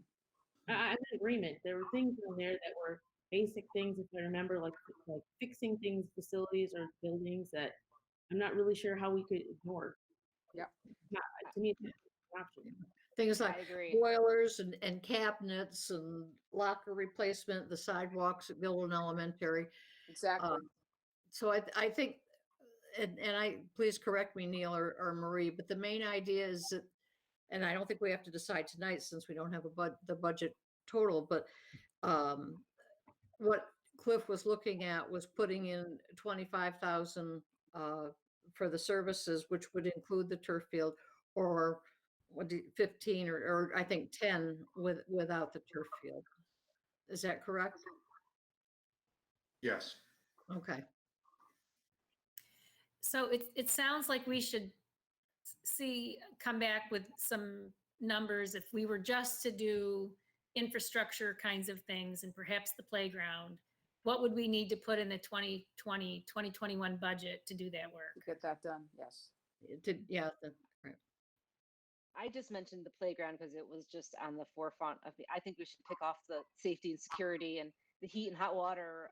Those things Yeah. to me are obvious first priority, and then well, we could duke it out what the priority is. But for me, the turf field is not even on the priority list until you knock out the other safety and security things. And the playgrounds have been very heavily supported at every school PTA meeting that I've been to. And when you think about it, you could see why. But I agree with the turf field being something that probably wouldn't sit well with a number of people who would be voting.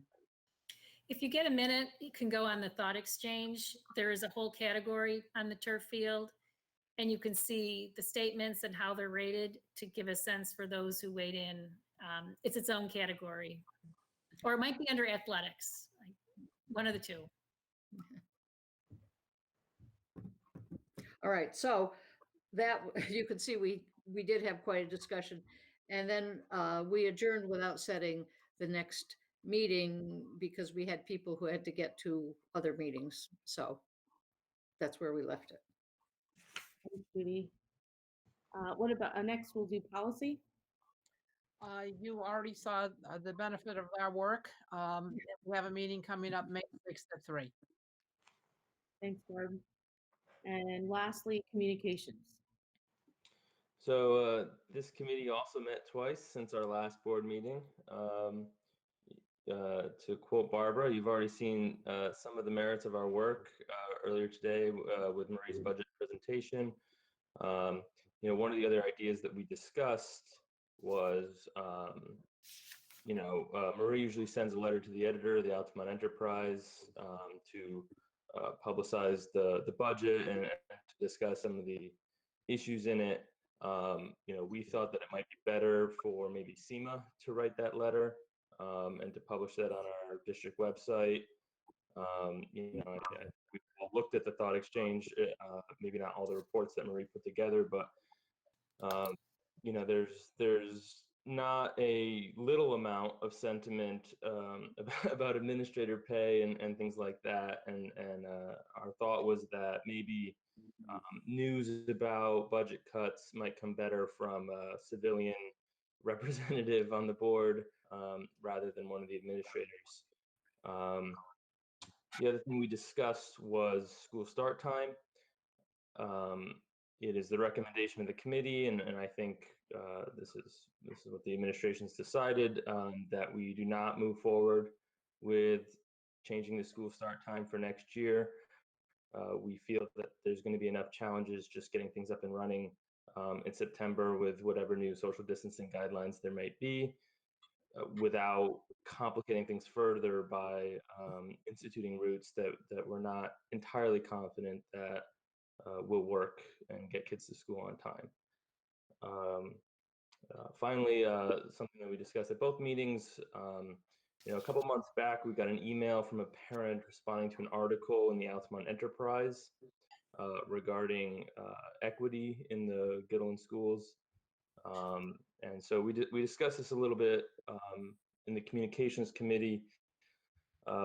We feel that, as a reminder, this is one of the board priorities that we set back in January, I think. Becoming a more equitable school district. It's certainly something that we've been working towards in our professional development efforts.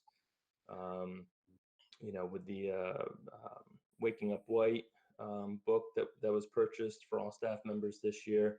So, Marie made a point at one of our committee meetings that following this closure, equity is going to be more important than ever, because the kids who are going to be able to handle distance learning the best will already be the kids that are most privileged, and the students who struggle will continue to fall further behind. So we did want to bring this issue to the full board. We did look at the Needham Schools website that Damien showed us all in January at our district priorities meeting. They have a what's called a REAL coalition. I forget what the REAL stands for, but the general idea is that we should have a ad hoc committee or a task force or something like that, maybe, that can look at curriculum and activities and policies from the perspective of equity, and to specifically focus on creating a more equitable environment in Guilderland schools, school climate, things like that. We felt that the communications committee wasn't the right place to keep holding this conversation. So we are bringing it to the full board to see what kind of next steps the board might want to take. Again, I think this issue will be more important than ever next year when we're dealing with the consequences of COVID-19. Our next meeting is scheduled for May 20th at 8 a.m. Thank you, Ben. Just as a message, Marie or Seema or somebody, I think we should get word out as soon as possible about the fact that the school start time will not be happening in the fall, because that had been mentioned. And that was one of the questions at one of the, in the public comment. I'm working on an FAQ for the website. And some of those questions I plugged into the PowerPoint. I can plug that into and have Amy post it and do some, school messenger work to say, check out our website with the latest FAQ kind of thing. Yeah, I think that would be important that people know, because I think people's eyes sort of went, oh, it's going to be this year, and now it'll probably not be this year. So we should just let them know, however we usually inform people the most, and maybe like an SNN or whatever it is. I have, so we're all done with the committees, correct?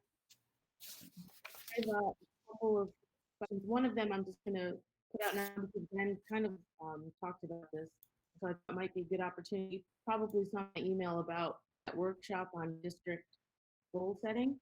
And I don't know if they have the funds for the board to go and do that, but I was interested. I don't know if anybody else, I think I emailed this morning, so I didn't have any responses, but if anybody else is interested, let me know so we can see if there's, or we can see if there are any funds available to do that. It might tie in nicely to looking at what we're going to prioritize going back anyways, talking about like the coalition like the other school district had. That's one thing. The second thing, I was listening to a webinar about a NISBA webinar about school budget, and I was just wondering because we've never discussed this. If there was a long discussion about the styrofoam ban and how it's going to impact the school budget, and I think that was obviously before all of this. I just didn't know, Neil, if that was something, I don't know, on the radar that was a big item. We haven't discussed it yet. Megan Beck, our food service director, may be a little more tied into that. This has come up in the past as well about styrofoam. So I can check with her and let you know. Thank you. Those were only my two questions. Do other people have any questions or comments to share or ideas to share? I kind of just had a question maybe. One of the things that kept coming up in the thought exchange a lot was this topic of class size. People's feelings about it, and of course the commitment saying smaller class sizes, and I mean it was pretty obvious that our community has a definite thrust in that direction. And I was wondering, Marie, if you had intended in the F&Q to deal with this, because I think knowing where we're at and where we stand in relation to any other districts, and I think would be important for people to feel comfortable knowing that what we're recommending in the budget is not out of whack and is not going to put our kids in any unfair advantage or things like that. So absolutely, there's a couple comparative points that I'm including. One is, I don't have current data. All the data I have has got a lag, but I did go by the Suburban Council, and I include Voorheesville in there because they're our close neighbor. And when and looked at every grade, K1, 2, 3, 4, 5, to see where we ranked within those 13. And we were always in the top half. So sometimes we were second or third. We were never lowest, but we were always second or third. The other thing I mentioned is that we're the only suburban council school district that has teaching assistants for 3 hours in K and 1. And then the other data point is when we look at, and someone made this point in the thought exchange about looking at student teacher ratios in the district. We have the lowest in the suburban council. It's roughly one teacher broadly, could be counselor, social worker for every 10 kids. So we might have, class sizes might be higher than we would like. I'm sure we'd like them like around 20, but we have more reading teachers, counselors, social workers, math specialists, literacy coaches. We have a lot of other staff who contribute to the life of every classroom. So I'm trying to weave that in as best I can. I think also it's, if your child is in a larger class, you think that class sizes aren't right, and it's not fair because this school does and this school doesn't, but it's just the way the population ends for that year and that school, and that's not really a function of us increasing class size. I don't know how you say that, but that's sort of what I think people, if it's your kid, you want them in a smaller class. So I do try to address that because regardless of this proposal, in any given year, I can't guarantee that every first grade classroom will have the same number of children because it's a function of where people live, how old their kids are, who moves in, who moves out. We manage that the best in Westmere in Guilderland because we have the flex zone there. And our most transient populations, I can work with Beth and with Alan to balance that out. So it's not perfect there by any stretch because there are sections of those two attended zones that are not in the flex. But Altamont struggles the most because they're tiny, so they have wide variation. Depending on one or two kids can put them at 2 sections or 3. And that will always be the case because they're small. Small buildings have blessings and they also have downsides, and that's one of them that we just can't always accommodate. 3 sections of 16 or something like that, especially now. So it's hard. I get it. I totally get it. Marie, the parents that I've talked to are not so much concerned about numbers, but as to class composition. And I think they feel more assured if you basically say, we understand that, 1 or 2 troubled kids in the class can really make it a very difficult situation versus, 25 or 26 kids who don't have a behavior problem in the class, in that classroom. And I think that's the concern more so than the numbers, but that the class composition. And I think at least that's what I've heard, that in those situations, they're hoping that those class sizes can be reduced a little bit and not be at maximum capacity. And we have that conversation all the time with our building principals. I had it today with Chris Sanita. We look at needs and it's not strictly a numbers. It's, what do those children need? What kinds of other variables affect the dynamic of that room? So I can add that to the Q&A as well. It's not, what we present at this point in the budget is mathematics. We lowered the class size and we apply the formula. So it doesn't take into decision-making when we do placements and use of unassigned and all of those things that are all child-driven, not formula-driven. But right now we're coming up with numbers to close, to budget. So we use the formula. When we apply the formula to children, we look at children. I just wanted to respond to, I know Marie kind of already addressed this earlier, because we've heard from parents who are wondering about seniors and how they'll be celebrated. And I know from talking to one of the advisors, they are working hard on trying to make it special for them. So, even if we don't discuss it in the board level because we're not involved in that, I mean, at some level we are, but not on the grounds level. There are people working on that. And Absolutely. yeah. Any other sharing or board issues? I have a few thoughts. So first, in regards to the budget, I think that there's little doubt in my mind that the Federal Reserve will print up a few trillion more dollars, and that there will be a coronavirus stimulus package 5.0 that addresses governmental needs. How much of that makes its way to Guilderland with the state as it is currently constituted, I'm not sure.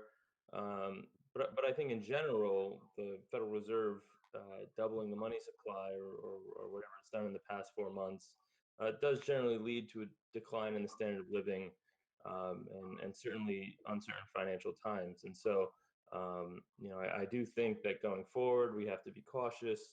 I think I raised the point at our March 10th meeting that as it stood, our budgets weren't really sustainable.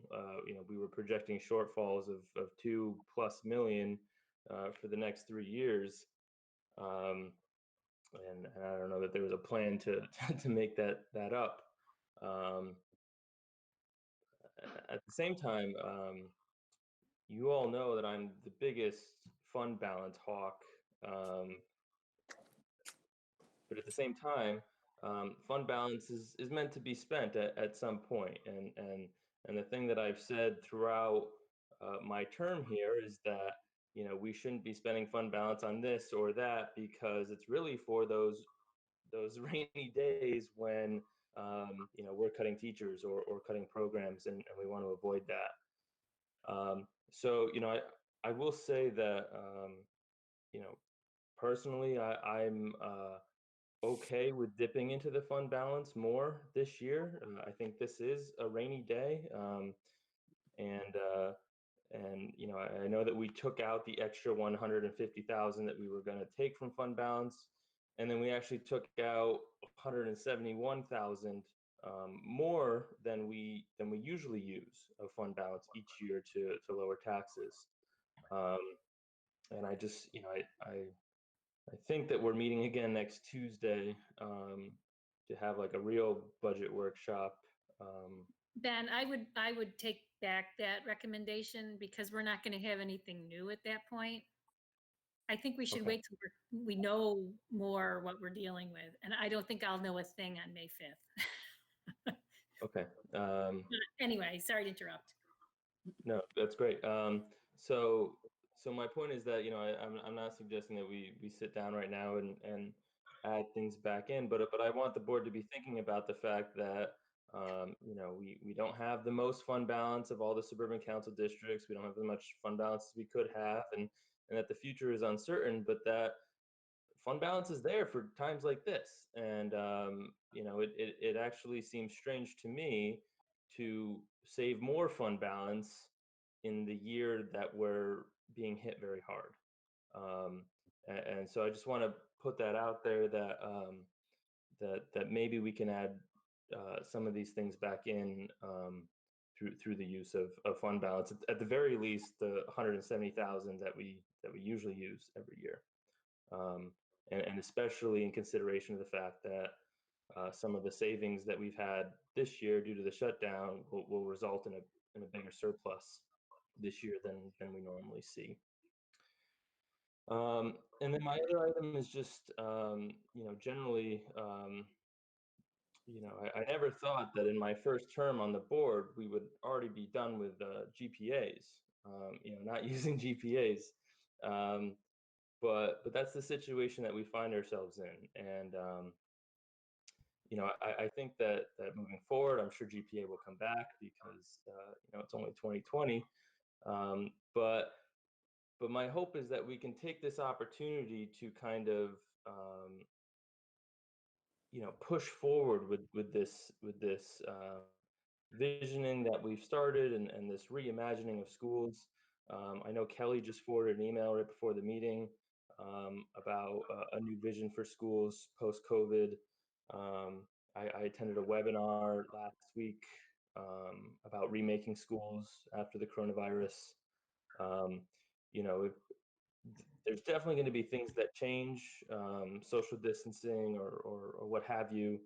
But if we return to the same power structures and overall structures of schooling, then really nothing's changed, right? Just the form. And I'm hopeful that as we continue in this state of uncertainty and redesign, that we keep in mind some of those loftier goals that we have, equity based or 21st century learning based, and try to implement them where we can, where we see the opportunity. Thanks.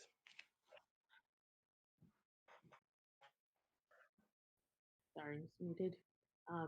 Any other questions or board sharing?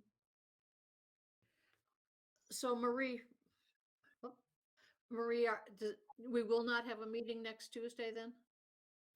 Originally, I thought we were aiming toward a May 12th budget adoption based on a June 9th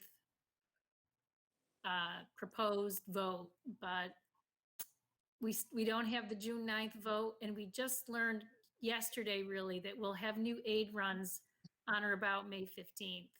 So I think for us to come together and talk about things without any additional information than we have tonight is not a particularly good use of everybody's time.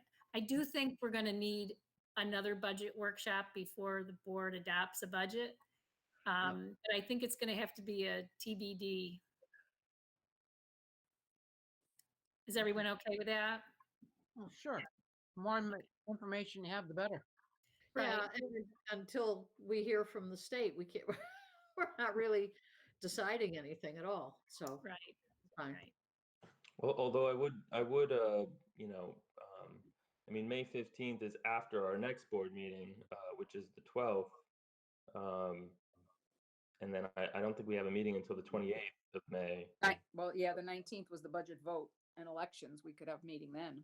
Yeah, we might, the 19th might be a good day for that workshop if in fact we have budget runs, Right. aid runs on the 15th-ish. Right. We'd at least have the scope of what we're dealing with, big, small, or indifferent. Mm. So maybe we pencil in the 19th as, Yeah. you know, in the meantime, you know, we'll continue to try to get as much information as we can, but they need to do the look back, which doesn't end until the 30th. And then they want to do some analysis. And I would rather have, I said this the other day to somebody, I would rather have a decision that takes a little bit longer, but that's a good decision, than a quick one that is not good. So patience is a virtue. Any other board issues? No hearing? Okay, so we don't have executive session, so can I have a motion to adjourn? So moved. Maria, second. Second. Judy? Any comments? All Aye. in favor? Have a- Everybody stay safe. Aye. Passes Aye. 6-0. Thank you.